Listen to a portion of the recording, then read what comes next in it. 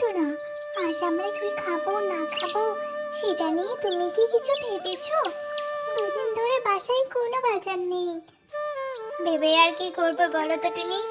দুদিন বৃষ্টির কারণে কাজের জন্য বাইরেই যেতে পারিনি, আর হাতে কোনো টাকা পয়সাও নেই।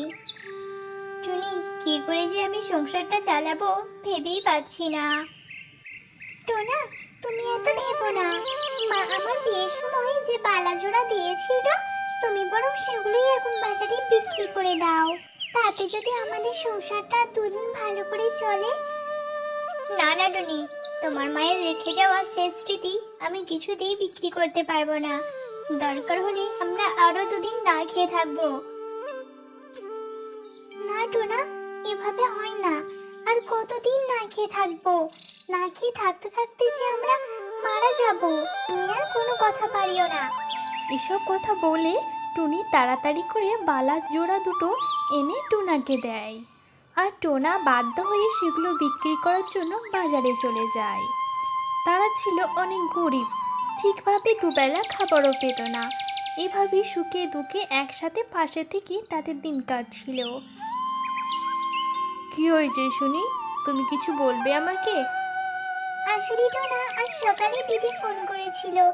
বলল সে নাকি আজ বিকেলে আমাদের বাসায় আসবে।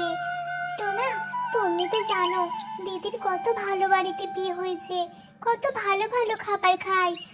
আর আমরা তো এই সস্তার খাবার খাই। তুমি যদি একটু ভালো কিছু বাজার করে নিয়ে আসতে পারবে। টুনি, আমাদের মতো অভাবের সংসার আমরাই ভালোভাবে চলতে পারি না। তাই বলছি, ঘরে যা খাবার আছে সেটাই তুমি তোমার দিদিকে খেতে দেবে, বুঝলে? আমি এখন বাইরে যাই, দেখি কোনো কাজ পাই কিনা। এই কথা বলে টুনা বাহিরে চলে যায়, আর টনি তার দিদির জন্য ঘরে থাকা সস্তার খাবারই রান্না করতে থাকে। আর তখনই তার বোনের জন্য অপেক্ষা করতে থাকে। দেখতে দেখতে বিকেল হয়ে যায়। অবশেষে টুনি দেখে তার দিদি প্লেনে করে তার বাসায় আসছে। এতদিন পরে টুনি তার দিদিকে দেখে অনেক খুশি হয়। দিদি জানো, তোমাকে দেখে আমার ভীষণ ভালো লাগছে। কতদিন তোমাকে আমি দেখিনি। তা দিদি, তুমি কেমন আছো বলো? হ্যাঁ রে, বড় লোকেরা কেমন থাকে সেটা তুই ভালো করেই জানিস, তাই না? আর এখন এসব একদমই না বকে তাড়াতাড়ি এসিটা চালিয়ে দে তো। আমার চেয়ে অনেক গরম লেগেছে রে। আর তুই তো জানিস ছোটবেলা থেকে আমি একদম গরম পছন্দ করতে পারি না। কিন্তু দিদি, আমার বাসায় তো কোনো এসি নেই। তুমি বরং বসো, আমি তোমাকে হাত পাকা দিয়ে বাতাস করছি। কি কি বললি তুই? সামান্য একটা এসিও নেই তোর ঘরে? টুনা এখনো কি দিন মজুরের কাজ করে নাকি রে? বল তো আমাকে। আমি কতবার বলেছি তোকে টোনাকে একটা ভালো ব্যবসা ধরিয়ে দেব, কিন্তু তোরা তো আমার কোনো কথাই শুনিস না। জানিস কালু কত ভালো ব্যবসা করে, আর তাতে আমাদের অনেক টাকা রোজগার হয় রে। ব্যবসা করার মতো টাকা আমাদের কাছে তা নেই দিদি, ব্যবসা করার মতো টাকা যে আমাদের কাছে নেই। আর এইসব কথা তুমি কেন বলছো আমাকে? আমি আমার ভাঙা ঘরে অনেক ভালো আছি দিদি। এখন খাবে চলো তুমি। এই বলে টুনি তাড়াতাড়ি কিছু শুকনো রুটি এনে মিনুকে দেয়, আর মিনু শুকনো রুটি দেখে আরো অনেক রেগে যায়।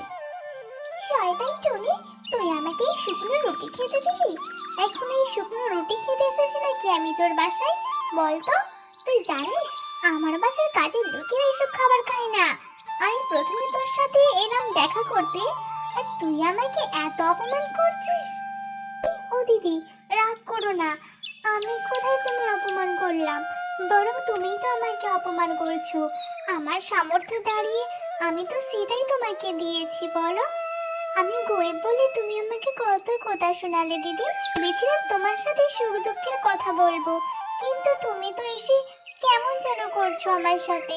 আমি এবার ভালো করে বুঝতে পেরেছি রে, আসলে তোর বাসায় আসাটাই আমার ভুল হয়ে গেছে। আমি যদি কালুকে এখানে নিয়ে আসতাম, তাহলে আমি ওর কাছে কতই না ছোট হয়ে যেতাম। তোর বাসার পরিবেশ দেখে তো আমার আর এখনই ঘৃণা হচ্ছে রে। কালু এখানে এক মুহূর্তও থাকতে পারতো না। যত সব ছোট লোকের কারবার। তুই থাক, আমি এখনই বাসে চললাম। এ কথা বলে মিনু অনেক রেগে আবারও প্লেনে করে সেখান থেকে চলে যায়। মিনু চলে যাওয়ার একটু পরেই টোনা বাসায় ফিরে আসে। সে কি টুনি, কি হয়েছে? তুমি এভাবে কাঁদছো কেন? আর তোমার যে দিদির আসার কথা ছিল, সে কি এখনো আসেনি নাকি? এরপর টুনি কেঁদে কেঁদে টুনাকে সব কথা বলে। সব শুনে টুনাও অনেক কষ্ট পায়। এরপর বেশ কিছুদিন কেটে যায়। অন্যদিকে কালু কাক একদিন মিনুকে বলে, মিনু, আজ মনে হয় আমি কাজে যেতে পারবো না। আমার বুকের বাপাশে কেমন জানি আজকে ব্যথা করছে। সে কি গো? চলো, আমি তোমাকে এখনই ভালো ডাক্তারের কাছে নিয়ে যাই। এরপর ডাক্তার কালুর চিকিৎসা করে কিছু ওষুধ লিখে দেয়। আর মিনু সেই ওষুধ কালুকে খাওয়াতে থাকে, কিন্তু কিছুতেই কালুর ব্যথা কমছিল না। এভাবে যত দিন যাচ্ছিল মিনু কালুর চিকিৎসার জন্য একটু একটু করে সব জমানো টাকা পয়সা গাড়ি বাড়ি শেষ করে ফেলে। শেষমেশ কালু একদিন মারা যায়। হাই হাই, এবার আমার কি হবে? আমি তো কালুকে চিকিৎসা করাতে গিয়ে একদম নিঃস্ব হয়ে গেলাম। এখন তো আর আমার কিছুই নেই। আজকে থেকে যে আমাকে ভিক্ষা করে খেতে হবে, না এলে যে আমার কোনো উপায় নেই। এরপর থেকে মিনু বনের পাখিদের কাছ থেকে ভিক্ষা নিতে থাকে। এভাবে বনের সব পাখিদের কাছে থেকে মিনু প্রতিদিন ভিক্ষা চাইতো। আর বনের পাখিরা মিনুর ওপর রেগে যেত। এক পর্যায়ে মিনুকে তারা আর সাহায্য করতো না। এখন আমি কি করব? এই বনেতে কেউ আর আমাকে সাহায্য দিচ্ছে না। আমি বরং পাশের বনে যাই, সেখানে হয়তো আমি অনেক ভালো সাহায্য পাবো। এই কথা বলে মিনু পাশের বনে যায়। আর সেই দিন থেকে মিনু সেই বনের রোজ সাহায্যের জন্য যেত। একদিন টুনি জল আনার জন্য নদীর ধার দিয়ে যাচ্ছিল। তখনই তার সাথে মিনুর দেখা হয়।